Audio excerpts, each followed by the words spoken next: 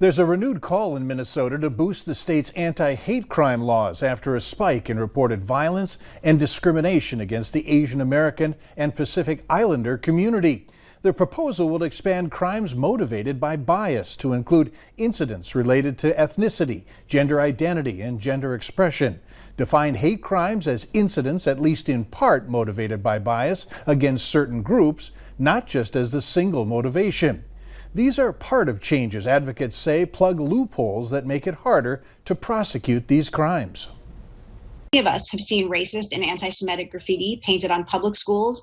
Under current law, due to these buildings not being owned by targeted groups, these incidents would not be recorded as part of a picture of hate in Minnesota, in spite of how they may impact the children and staff who walk in and out past them daily. The bill would update training for officers, provide funding for victim support, and allow victims to report incidents to non-law enforcement groups like community organizations, which would receive funds to assist with compiling the reports. Minnesota Governor Walz voiced his support for the bill during a news conference with community organizations today. North Dakota's Senate is changing the recreational marijuana bill, which would prolong the path to legalization.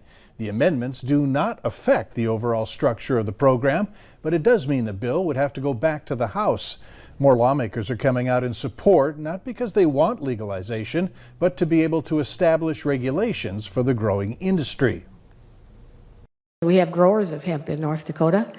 I saw a photograph of a hemp crop yesterday, and it was growing significantly taller than the farmers who were standing in their fields. North Dakota's Senate could vote on it as soon as tomorrow. A popcorn machine has been removed from the North Dakota Capitol after it triggered fire alarms and caused lawmakers to evacuate.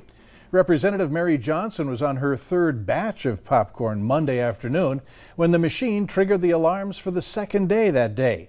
Johnson says she wasn't aware of a policy that bans food appliances in the building, with the exception of the Capitol Cafe.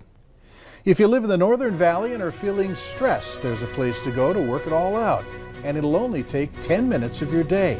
Details are next on Valley News Live at 6.